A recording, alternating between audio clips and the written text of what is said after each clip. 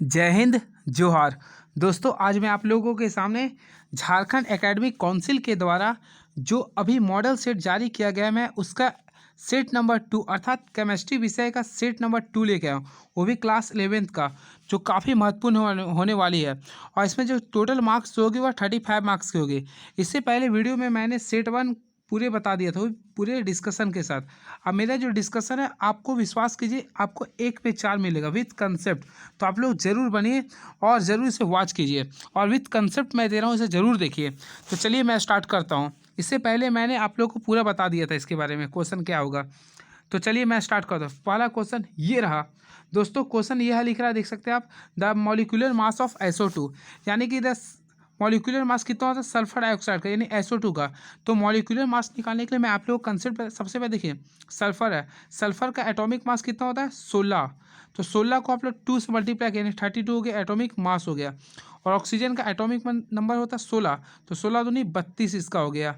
ठीक है दोस्तों, तो इसको दोनों का आप लोग ऐड कर, यानी 64U आ गया। क्लियर हुआ। अब मैं एक बार और कंसेप्ट से बता देता हूँ। देखिए, सबसे पहले सल्फर होता है, सल्फर का एटॉमिक नंबर होता है 16, तो इसका एटॉमिक मास जो होता है दोस्तों 32 होता है। और ऑक्सीजन का एटॉमिक मास होता है 16, लेकिन यहाँ पे नंबर ऑफ एलिमेंट्स देखिए, एटम्स कितना बोल रहा था, ऑक्सीजन का 2 बोल रहा था, तो इसे मल्टीप्लाई किए, यानी कि 62 को भी 2 से मल्टीप्लाई किया, कितना है 32। अब 32 और 32 कितना आ गया 64। ये यू से होता है दोस्तों यूनिफाइड, अर्थात मॉलिक्यूलर मास का जो ऐसा यूनिट होता है वह यूनिफाइड होता है। चलिए, आप लोगों को समझ में आया होगा, अच्छी बात है। तो यानी इसका जो राइट आंसर रहा दोस्तों क्या रहा, 60 कितना 64, यानी ऑप्शन नंबर बी, यानी ऑप्शन नंबर बी आ गया। The molecular mass of sulphur dioxide is 64 unified. चलिए नेक्स्ट क्वेश्चन की ओर मैं बढ़ता हूँ। और सल्फर का एटॉमिक नंबर कितना होता है, सल्फर का एटॉमिक नंबर जो होता है वह 16 होता है, और एटॉमिक मास कितना होता है दोस्तों 32 होता है। चलिए नेक्स्ट, बेंजीन का मूलानात क्या लिखा है, बेंजीन का मूलानुपातिक सूत्र होता है, यानी देखिए यहाँ पे इंग्लिश में ध्यान दीजिए, इपिक्रियल, यानी मूलानुपात। यहाँ पे ध्यान दीजिए, एक होता है आपका, एक होता प्रक्रियात्मक फूल, या फिर एक होता शाब्दिक फुल फॉर्म होता है, ठीक है, यानी कि एक होता क्रियात्मक समूह, और एक यहाँ पे क्या लिखा है मूलानुपातिक सूत्र। तो मूलानुपातिक सूत्र जब भी बोलेगा ना, यानी यानी कि देखिए, सबसे पहले बेंजीन का सूत्र ध्यान दीजिएगा, मैं जो बता रहा हूँ, जो काफ़ी महत्वपूर्ण ये जानकारी है। बेंजीन का जो सूत्र होता है दोस्तों C6H6 होता है, ठीक है, ये फंक्शनल के रूप में माना जाता है, ठीक है। लेकिन यहाँ पे ईपी क्या लिख रहा है एम्पिरिकल, तो एम्पिरिकल जब भी बोलेगा ना, तो इसमें देखिए सबसे पहले सी, यहाँ पे ध्यान दीजिएगा, मैं कलर को चेंज करना रेडी रखता हूँ। यहाँ पे देख क्या दिख रहा है दोस्तों, ध्यान दीजिए, यहाँ पे कार्बन है और हाइड्रोजन है, दोनों का 6 एलिमेंट्स है, दोनों को आप कैंसिल कर दिए, यानी कि दोस्तों सिंपल वे में यहाँ पे क्या बचा CH, यानी इसका ऑप्शन नंबर क्या बचा CH। यानी कि जब भी ऐसा क्वेश्चन बोलेगा एम्पिरिकल एम्पिरिकल फार्मूला बोलेगा, तो आपको उसको कैंसिल करके करना पड़ता है, यानी नंबर ऑफ एलिमेंट्स के अकॉर्डिंग चलना है। तो यानी इसका आंसर क्या होगा CH आ गया, ठीक है। और एक बार केवल फार्मूला बोलता ना, तो हम लोग मानते हैं C6H6 होता। चलिए नेक्स्ट, अब मैं बेंजीन के बारे में स्ट्रक्चर बना लेता हूँ। देखिए, ये बेंजीन आपको, तो बेंजीन का रिंग स्ट्रक्चर है, तो जिसमें आपका अगर बोलता है सिग्मा बॉन्ड कितना है, तो देखिए मैं बता देता हूँ। सबसे पहले ये ध्यान दीजिएगा, इसमें सिग्मा और पाई बॉन्ड भी बता देता हूँ। देखिए, डबल स्ट्रक्चर के बाद फिर यहाँ छोड़ दूंगा ये, तो यहाँ पे देखिए सिग्मा और पाई बॉन्ड का भी कंसेप्ट बता रहा हूँ, देखिए ध्यान से ज़रूर। सबसे पहले याद रखिएगा, मैं पूरे एक और विधि से बता रहा हूँ। देखिए, सबसे पहले यहाँ कार्बन लेंगे, तो कार्बन यहाँ पे सूत्र इसका यानी है C6H6 होता है फंक्शनल सूत्र, तो मैं C कितना लूँगा 6 लूँगा, 1 2 3 4 5, और फाइनली तौर पे यहाँ पे मैं 6 किया हूँ। अब देखिए, मैं यहाँ पे इसका देखिए, सबसे पहले डबल बॉन्ड से होगा, फिर 1, फिर डबल बॉन्ड, फिर 1, फिर डबल बॉन्ड से ऐड हो रहेगा। अब देखिए, मैं यहाँ पे सिग्मा बॉन्ड और पाई बॉन्ड बता रहा हूँ। जहाँ पे डबल, सबसे पहले सभी जगह पे आप सिग्मा बॉन्ड दीजिए, ठीक है दोस्तों। चलिए, यानी मैं यहाँ पे सिग्मा बॉन्ड दे दिया हूँ। अब जहाँ पे डबल बॉन्ड है, जहाँ पे डबल बॉन्ड होता है, वहीं पे हम लोग पाई बॉन्ड देते हैं। देखिए, पाई बॉन्ड की संख्या कितना 1 2 3, ये तो सी के लिए मैं केवल ये था। अब हम लोग जानते हैं कि कार्बन का वैलेंसी होता है 4, तो देखिए 4 यानी होना चाहिए 1 2 3, तो यहाँ पे इसके साथ एक आ जाएगा, यानी एक आगे यहाँ पे दोस्तों, यहाँ पे 1 आ जाएगा दोस्तों, फिर यहाँ पे 1 आ जाएगा, यहाँ भी 1 आ जाएगा, यानी कि इस टाइप से हाइड्रोजन भी मैंने इसके साथ ऐड कर दिया हूँ। अब देखिए, यहाँ भी हम लोग नंबर ऑफ, यानी कि सिग्मा बॉन्ड देख रहा हूँ, तो इसमें भी 1 आ रहा, 1 1 1 1 1 1, यानी टोटल सिग्मा बॉन्ड की संख्या बोलेंगे तो 12 आ रहा, पाई बॉन्ड की संख्या कितना आ रहा 3, यानी कि बेंजीन में आपका सिग्मा बॉन्ड की संख्या 12 होता है, पाई बॉन्ड की संख्या 3 होती है। और एम्पिरिकल फार्मूला जो था CH होता है। तो चलिए इतना कंसेप्ट मैंने बताने का प्रयास किया था। अब नेक्स्ट क्या लिख रहा, एनटीपी पर 1 मोल का गैस का आयतन होता है। तो एनटीपी पर जो 1 मोल का जो आयतन होता है ना, वह 22.4 लीटर होता है। The volume of 1 mole of A gas NTP कितना होता है, 22.4 लीटर। नेक्स्ट, और इसका राइट आंसर CS था। क्या लिख रहा है दोस्तों, नेक्स्ट 1 लीटर विलियन में, इंग्लिश में मैं पढ़ता हूँ, the number of moles of solute present in 1 litre. ध्यान दीजिए 1 लीटर यहाँ बोल रहा, इसमें मैं यही कंसेप्ट 1 लीटर बोल रहा। तो देखिए the number of moles of solute present in 1 litre. तो 1 लीटर में अगर जब भी क्वेश्चन आपकी बात किया जाए 1 लीटर में अगर बोल रहा ना, तो उसके लिए आपको देखिए नंबर ऑफ मोल्स, यानी द नंबर ऑफ मोल्स, क्या लिख रहा है, the number of moles of solute, ये मैं नंबर ऑफ मोल्स लिख रहा हूँ, ये ऑफ सॉल्यूट पर क्या बोल रहा 1 लीटर। तो 1 लीटर, ध्यान दीजिएगा जब भी दोस्तों अगर 1 लीटर पे बात किया जाए, ध्यान दीजिएगा जब भी विथ रिस्पेक्ट टू 1 लीटर में बोलेगा ना, तो उसका जो राइट आंसर होगा मोलारिटी। इसका राइट आंसर क्या होगा दोस्तों, मोलारिटी। ठीक है, लेकिन परहैप्स यानी इसका राइट आंसर क्या होगा, मोलारिटी ए। 1 लीटर में बोलेगा तो मोलारिटी, लेकिन अगर आपको यहाँ पे ग्राम में पूछ देता या फिर केजी में बोलता, अगर यहाँ पे केजी में पूछता ना तो हो जाता मोला लिटी होता है। तो मैं एक और बता देता कंसेप्ट, देखिएगा ध्यान से। अगर नंबर ऑफ मोल्स को, ध्यान दीजिए, अगर नंबर ऑफ मोल्स को अगर लीटर के जहाँ पे केजी में लिख देता, अगर 1 kg सॉल्वेंट अगर बोलता ना, तो इससे हम लोग बोलते हैं मोला लिटी, मोला लिटी। लेकिन यहाँ पे क्या लिख रहा है 1 लीटर सॉल्यूशन, तो यहाँ पे सॉल्यूशन लीटर में बोला इसलिए मोला लिटी हो गया। तो मैं यहाँ पे एक और ट्रिक से बता देता हूँ, देखिएगा ध्यान से। अगर विथ रेस्पेक्ट टू लीटर अगर रहेगा तो हम लोग इसका आंसर मानेंगे मोला रिटी, मोला रिटी। लेकिन अगर केजी में अगर आएगा दोस्तों, तो इसका राइट आंसर जो होगा मोला लिटी, मोला लिटी। लिटी पानी का कंसेप्ट भी आप लोग याद करिए। देखिए मोला लिटी आ गया केजी में, और लीटर में आएगा क्या, रिटी में। याद रखिएगा दोनों कंसेप्ट, काफ़ी इंपॉर्टेंस होने वाली है। ठीक है, चलिए नेक्स्ट क्या लिख रहा, विच of the following does not change with change in temperature. तो देखिए यानी कि निम्न में से कौन तापमान के साथ परिवर्तित नहीं होती है। तो इसका जो राइट आंसर होगा वह होगा मोलालिटी, यानी मोलालिटी नाइदर भी change with respect to temperature. Are you getting my points. चलिए thank you. Next, the amount of CO2 that could be produce when 1 mole of carbon is burned in air.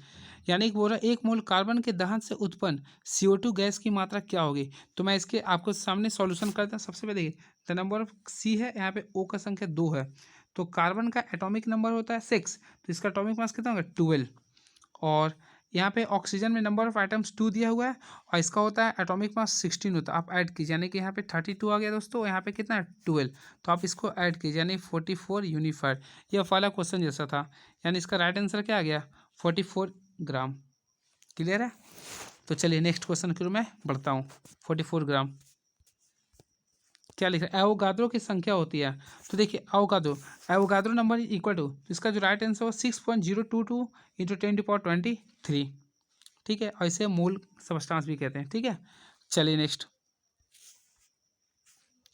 The electronic configuration of sodium atom is. तो सबसे पहले sodium का atomic number क्या होता है दोस्तों 11 होता है। तो मैं यहाँ से निकालता हूँ, देखिए 1s2, फिर क्या होगा 2s2, 2p6 और 3s1 आया। तो देखिए इसका जो, यानी यहाँ पर 2 है, तो इसका जो राइट आंसर क्या रहा आप लोग ध्यान दे सकते हैं, लास्ट में तो ये आ रहा 3s1, यानी कि 3s1 है कहीं, हाँ देखिए 1s2, 2s2, 2p6, 3s1, यानी कि ऑप्शन नंबर ए। अगर परहैप्स अगर इसमें क्वेश्चन बोलता कि सोडियम का पीरियड नंबर कितना है और ग्रुप नंबर कितना है, तो वो अगर पूछता, तो पीरियड अगर बात करती ना, तो देखिए सबसे पहले पीरियड निकालने के लिए तरीका होता है जो आपका, देखिए सबसे पहले मैंने एटॉमिक मास सिंपल वे में मैं निकालता हूँ 281 मैं निकालता हूँ। तो देखिए ध्यान दीजिएगा इसमें आपका कितना 1 2 3, लास्ट में कितना 3 तक जा रहा है ना, तो पीरियड हो जाएगा 3 और ग्रुप आपका 1 रहेगा। और वैसे अगर इलेक्ट्रॉनिक कॉन्फ़िगरेशन से जानना चाहते हैं, तो देखिए यहाँ पे 3 है ना, तो ये 3 हो गया आपका पीरियड, और जितना एस के ऊपर 1 है 1 हो गया आपका ग्रुप। क्लियर है। चलिए next, quantum number n equal to 3 the orbital with quantum number n बराबर 3 एंड l बराबर 2 विल बी। तो इसका मैं जो कंसेप्ट बता रहा हूँ काफ़ी महत्वपूर्ण बता रहा हूँ, तो इससे आप लोग जरूर से ध्यान दीजिएगा। सबसे पहले यहाँ पे क्या लिख रहा है दोस्तों, ध्यान दीजिए the number of orbital quantum number. तो ध्यान दीजिए सबसे पहले यानी कि क्वांटम यानी n का वैल्यू कितना दे रहा है 3, और l का वैल्यू कितना दे रहा है 2। अब मैं ये एल, सबसे पहले एन को बोलता हूँ प्रिंसिपल क्वांटम नंबर और एल को बोलता है एजोमुथल क्वांटम नंबर। तो एजोमुथल जो क्वांटम नंबर होता है ना, मैं उसका भी कंसेप्ट लिख देता हूँ जो काफ़ी महत्वपूर्ण होने वाली है। तो देखिए हम लोग सबसे पहले ब्लॉक 4 पढ़ें, एस पी डी एफ, ये कंसेप्ट आप लोगों को पता ही होगी। तो एस ब्लॉक का जो एजोमुथल क्वांटम 0 होती है, 1 2 3 ये होती है। तो आप लोग यहाँ पे ध्यान दीजिए, क्वेश्चन में क्या लिख रहा है, एन बराबर 3 और एल बराबर 2 लिख रहा।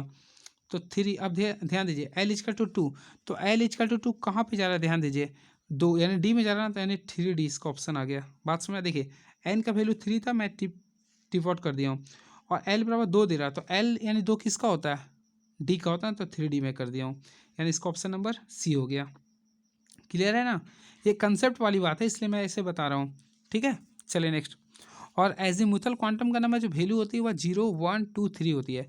एस ब्लॉक का एजीमुथल क्वांटम में 0, पी का 1, डी का 2 और एल का एस पी डी एफ का 3 होता है। Next, which atom is indicated by the configuration of helium.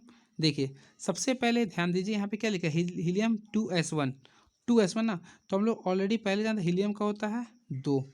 अब यहाँ फिर ऐड किया 2s1, तो लास्ट में ऐड किया 2 और 1 कितना होता है 3, यानी इसका ऑप्शन नंबर, यानी लिथियम होता है 3 ना, यानी ऑप्शन नंबर बी, यानी इसका राइट आंसर क्या होगा, लिथियम।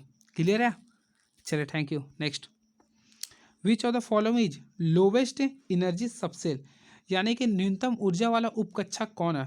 तो ये भी जो क्वेश्चन मैं बताऊंगा काफ़ी इंपॉर्टेंस होने वाले विथ कंसेप्ट। तो ऑप्शन के अकॉर्डिंग मैं चलता हूँ। सबसे पहले ऑप्शन क्या लिखा, देखिए मैं ऑप्शन सभी घेर देता हूँ ताकि ज़रा सा आप लोगों को कन्फ्यूज़न ना हो। तो देखिए यहाँ पे तो ये लिख रहा ऑप्शन, अब मैं ऑपरेशन के साथ चलता हूँ। देखिएगा सबसे पहले ऑप्शन में लिख रहा दोस्तों 3D, मैं लिख दिया हूँ।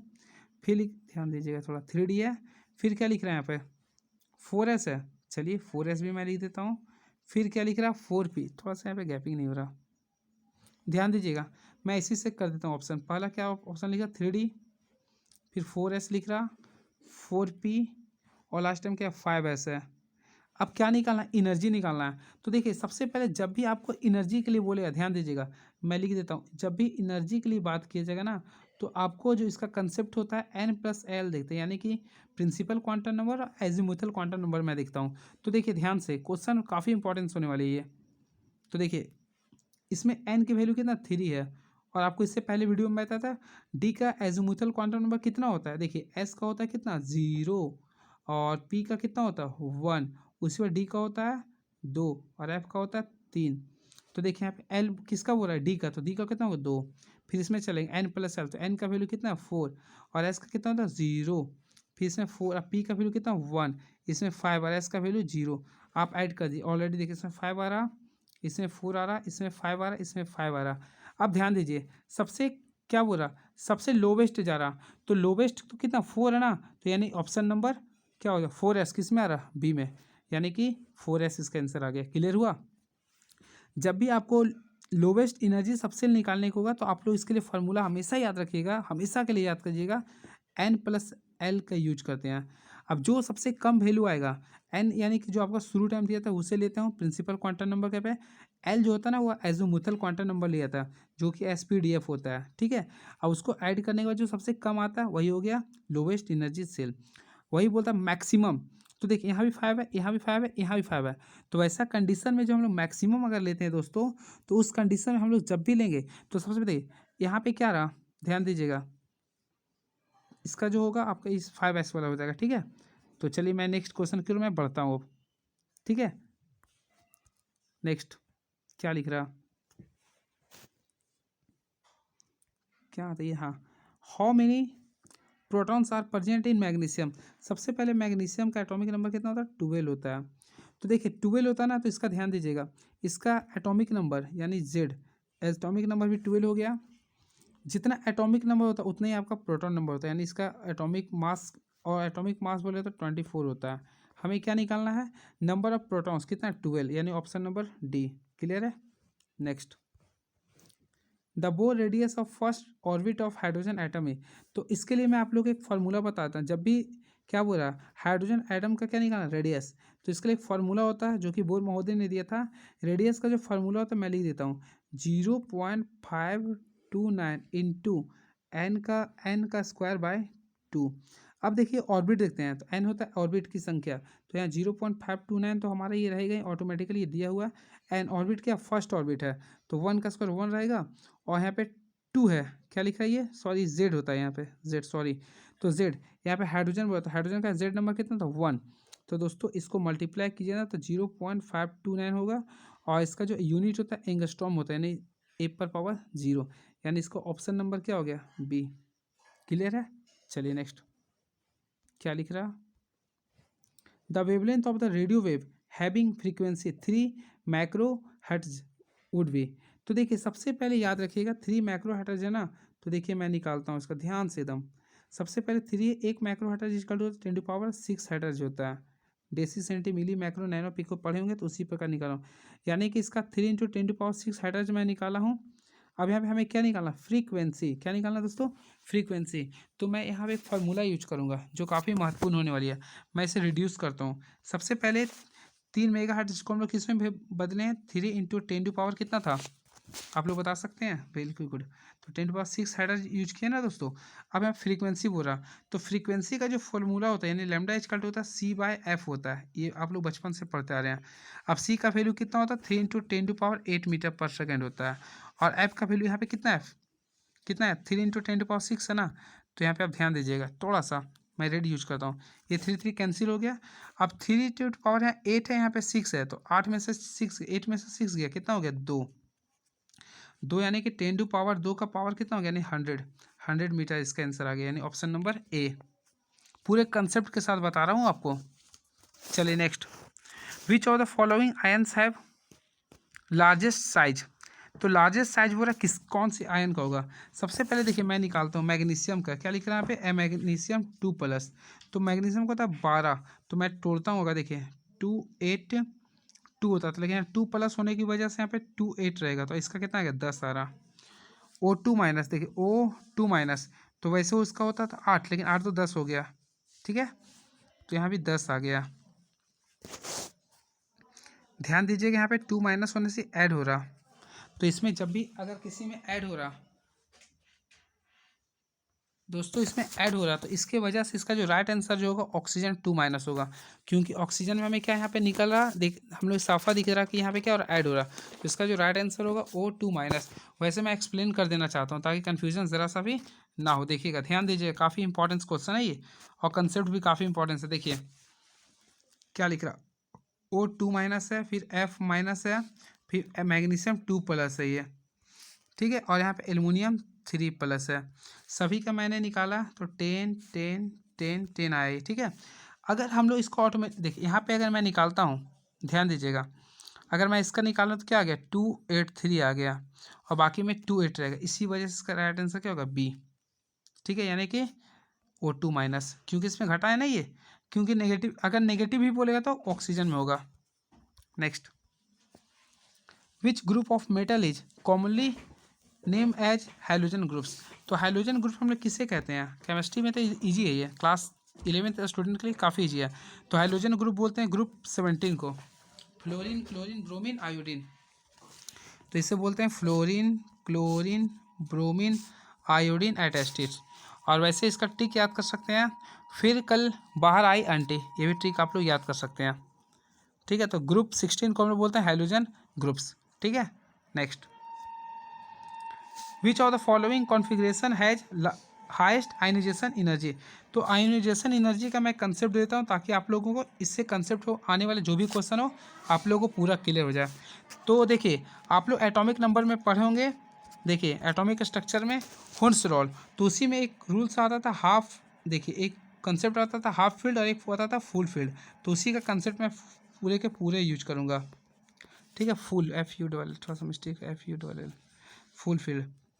तो देखिए अगर आयनाइजेशन एनर्जी बोला हाईएस्ट के लिए, तो जो दोनों यानी जिसका हाफ फील्ड और फुल फील्ड भरा नहीं रहेगा उसे बोलते हैं। तो दोनों अगर बोला जाएगा तो जिसका फुल फील्ड पूरा भरा हो उससे हम लोग बोलते हैं आयनाइजेशन एनर्जी हाईएस्ट है। फुल इन फील्ड में देखते हैं, तो देखिए ऑप्शन के अकॉर्डिंग मैं चलता हूँ, ध्यान दीजिएगा।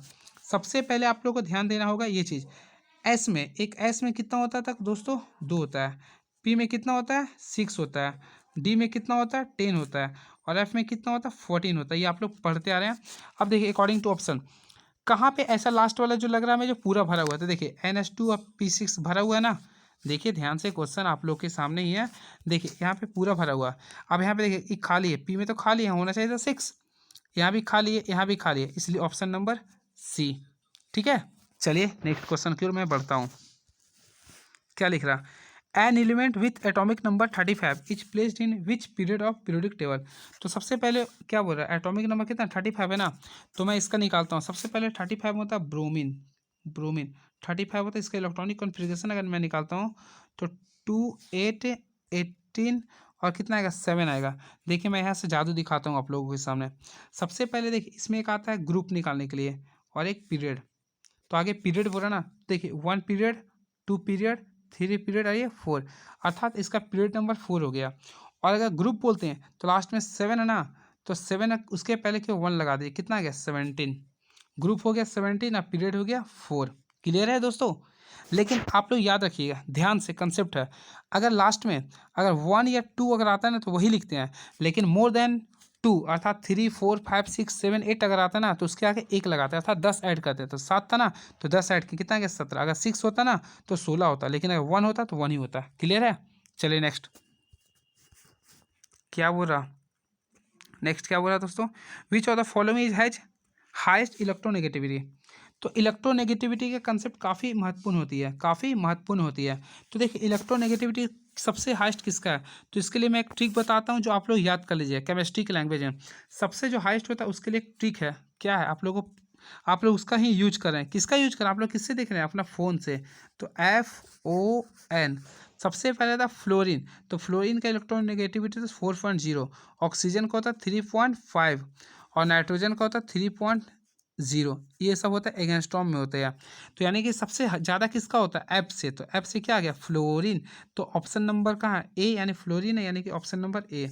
सेकेंड बोलता था ऑक्सीजन, तो सबसे ज़्यादा इलेक्ट्रोनेगेटिविटी किसका होता है, फ्लोरीन का, कितना होता है 4 होता है। उसके बाद ऑक्सीजन का, फिर नाइट्रोजन का। याद करने का तरीका क्या है, FON फोन।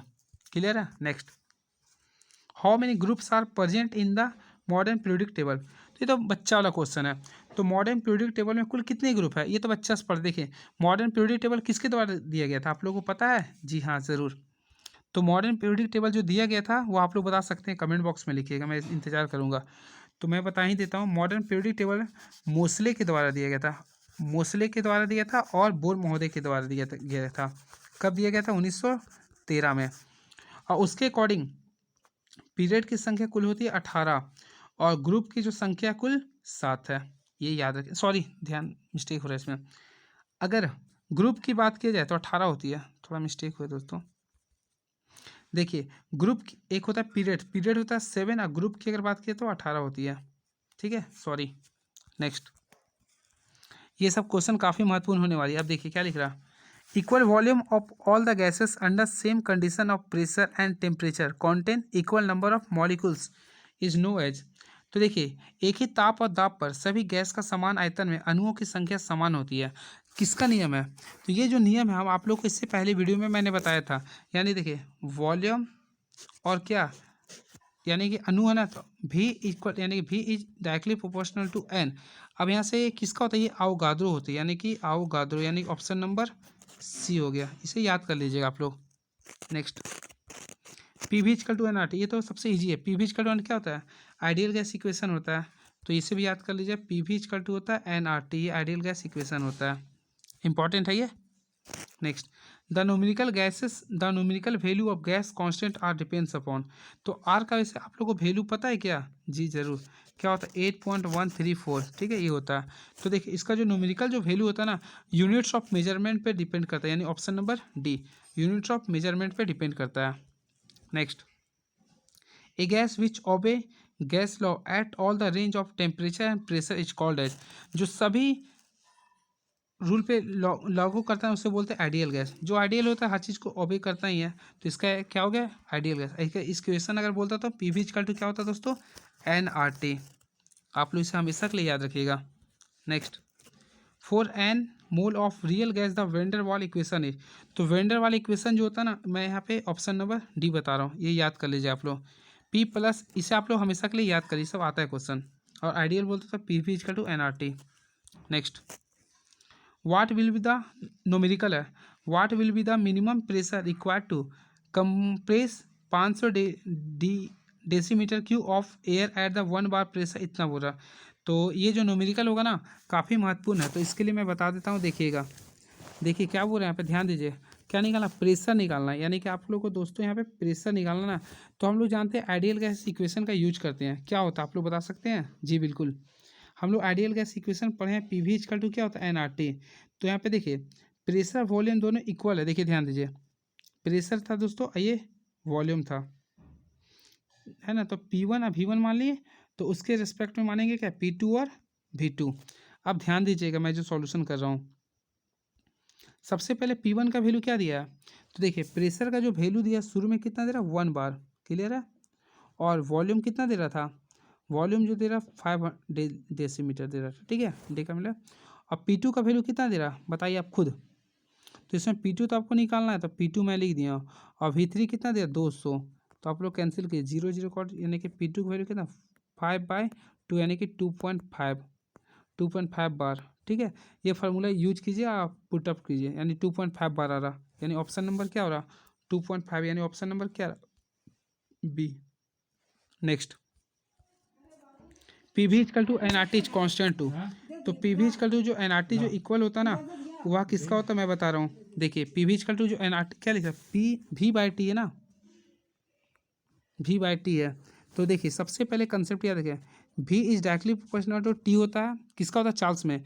अब यहीं से हम लोग एक कांस्टेंट लेते थे ना, अब देखिए अब यहाँ से आप लोग निकाल सकते हैं के इक्वल टू क्या गया, वी बाई टी, यानी इसको ऑप्शन नंबर के अकॉर्डिंग जो अगर चलेगा ना, तो चार्ल्स लॉ होता है, यानी option number A, V by T होता है किसका, चार्ल्स लॉ का। Next, which elements will show diagonal relationship with beryllium. तो डायगोनल रिलेशनशिप काफ़ी महत्वपूर्ण होती है, तो उससे पहले मैं आप लोग को बता देता हूँ। देखिएगा डायगोनल रिलेशनशिप है ना, तो ये क्वेश्चन है। देखिए सबसे पहले इसका कंसेप्ट याद रखिएगा। यहाँ से मैं लिथियम से स्टार्ट करता हूँ, लिथियम, लिथियम के बाद क्या होता है, बेरिलियम, फिर क्या होता है, बोरॉन, फिर होता है कार्बन, और उसके नीचे क्या होता है, सोडियम, मैग्नीशियम, एल्यूमिनियम, सिलिकॉन। आप ये टेबल याद कर लीजिएगा। अब डायगोनल यानी विकर्ण जैसी आकृति किसमें होती है, आप लोग ध्यान दीजिए, तो किसमें होती है, देखिए बेरिलियम का बोला ना, तो देखिए ध्यान दीजिए, बेरिलियम का क्या होगा, बेरिलियम के सामने कौन जा रहा है, एल्यूमिनियम। तो यानी इसका ऑप्शन नंबर क्या होगा, जो भी है एल्यूमिनियम, यानी कि ऑप्शन नंबर सी। वैसे अगर लिथियम का बोलता है ना, तो मैग्नीशियम होता, और बोरॉन का बोलते तो सिलिकॉन। डायगोनल यानी उसके जो डायगोनल में होता है उसे लेते हैं, यानी एल्यूमिनियम इसका राइट आंसर, यानी ऑप्शन नंबर सी। क्लियर है, कंसेप्ट के साथ में बता रहा हूँ। Next, which of the following is an amphoteric hydroxide. तो देखिए एम्फोट्रिक जो हाइड्रोक्साइड होता है वो आपका सिंपल वे में एक ही होता है, बेरिलियम ऑक्साइड होता है, यानी ऑप्शन नंबर डी, उभयधर्मी ऑक्साइड इसे बोलते हैं। जो एसिड और बेस दोनों होती है उसे बोलते हैं। The basic strength of which hydroxide is maximum, the basic strength of which hydroxide is maximum. तो मैक्सिमम बोला ना, तो इसके लिए कंसेप्ट याद रखिए। देखिए हाइड्रोक्साइड के लिए मैं बता रहा हूँ, हाइड्रोक्साइड के लिए, तो हाइड्रोक्साइड के लिए जो बेसिक, सबसे पहले अगर नीचे जाते हैं, ऊपर से अगर नीचे जाते हैं तो इसका इंक्रीज करता है, ठीक है। और अगर ये लेफ्ट से राइट जाते हैं तो ये होता है डिक्रीज करता है। तो मैं चलिए स्टार्ट करता हूँ अपना श्लोक के अनुसार। सबसे पहले पढ़ा हूँ मैं लिथियम, सोडियम, फिर क्या होता है पोटासियम, यहाँ पे बेरिलियम, बेगम के सरवारा, मैग्नीशियम और कैल्शियम। तो ध्यान दीजिए आप लोग अकॉर्डिंग टू ऑप्शन चलिए, ठीक है। देखिए ग्रीन यूज करता हूँ, सबसे यानी यहाँ से इंक्रीज करता है, सबसे नीचे कौन है, पोटासियम, यानी कि ऑप्शन नंबर के ओ एच, यानी कि के ओ एच का हाइड्रोक्साइड सबसे ज़्यादा होगा, क्लियर है। और सबसे कम किसका होता है, लिथियम का, क्लियर है। चलिए, और ये दोनों में बोलता तो बेरिलियम का होता, ये कंसेप्ट आप लोग याद रखिएगा। नेक्स्ट, एस ब्लॉक तत्वों का वाह्यतम इलेक्ट्रॉनिक विन्यास क्या होता है। तो जो एस ब्लॉक एलिमेंट्स होता है, देखिए मान लीजिए कि मैं हाइड्रोजन लेता हूँ, तो हाइड्रोजन का क्या लिखता हूँ, 1s1। मान लीजिए कि मैं हीलियम लिखता हूँ, तो क्या लिखता हूँ, 1s2। लिथियम लिखता हूँ तो क्या लिखता हूँ, 1s2, फिर 2s1।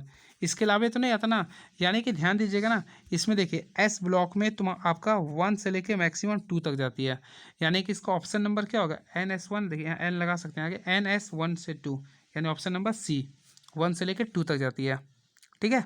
Next, which of the IUPAC name, क्या बोल रहा है ध्यान दीजिए, हाँ दोस्तों, इसमें क्या बोला देखिए थोड़ा सा, विच what is the IUPAC name of the compound. तो कंपाउंड उतना मैंने बताऊंगा, सिंपल वे में आप लोग को एक कंसेप्ट बताता हूँ, ध्यान दीजिएगा।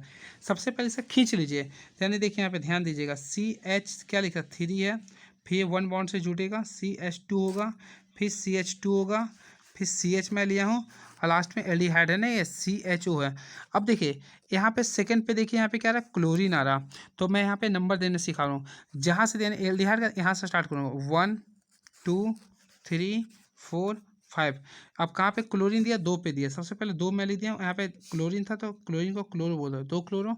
अब 5 था तो पेंट बोलता हूँ, और एल्डिहाइड में नल लगता तो पेंटेनल, यानी ऑप्शन नंबर 2, 2 क्लोरो पेंटेनल। कैसे क्यों, यहाँ से मैं खींच दिया हूँ, देखिए एल्डिहाइड यहाँ से स्टार्ट था ना, तो सबसे पहले उसी का मैं ले लिया था, थोड़ा सा प्रॉब्लम हो रखा है इसमें। देखिए एल्डिहाइड यहाँ से स्टार्ट था ना, तो यहाँ से काउंटिंग किया था, अब क्लोरीन 2 पे आ रहा था तो 2 कर दिया हूँ, अब क्लोरो, और टोटल सी की संख्या 5 था तो 5 को पेंट बोलते हैं, और एल्डिहाइड में क्या होता है लास्ट सफिक्स नल, तो नल कर दिया, 2 क्लोरो पेंटे नल। चलिए क्या लिखा, विच of the following an electrophile. तो इलेक्ट्रोफाइल जो होता है BF3 होता है, BF3 होता है दोस्तों, ठीक है। Next, what is a hybridization of carbon atom in methane. तो मीथेन का सूत्र क्या होता है, हम लोग बचपन से याद करते आ रहे हैं, क्या होता है, CH4 होता है। तो ये हाइब्रिडाइजेशन निकालता है CH4, ध्यान दीजिएगा, ध्यान दीजिएगा यहाँ पे, यानी कि देखिए यहाँ पे कहीं भी सिग्मा बॉन्ड, कहीं भी देखिए सभी में क्या रहा, सिग्मा बॉन्ड रहा, तो 4 आ रहा ना। तो जब भी अगर ऐसा क्वेश्चन आता है तो उसमें जो हाइब्रिडाइजेशन जो होगा वह SP3 होगा। क्या होगा दोस्तों, SP3, यानी ऑप्शन नंबर A SP3 आ गया, ठीक है। Next, which of the following exerts plus I effects. तो प्लस आई इफेक्ट्स जो इसमें होगा, इसके अकॉर्डिंग ऑप्शन नंबर A होगा, यानी कि CH3, ठीक है। तो चलिए इतना मैंने बताने का प्रयास किया था, कैसा लगा आप लोग जरूर कमेंट बॉक्स में कीजिएगा, ठीक है। तो चलिए थैंक यू सो मच, और मैं पूरे एक्सप्लेनेशन के साथ बताया था, और आप लोग कमेंट बॉक्स कीजिए कैसा लगा है, और कहीं परेशानी हुआ होगा तो आप लोग ज़रूर कमेंट कीजिएगा। चलिए thank you so much, best of luck.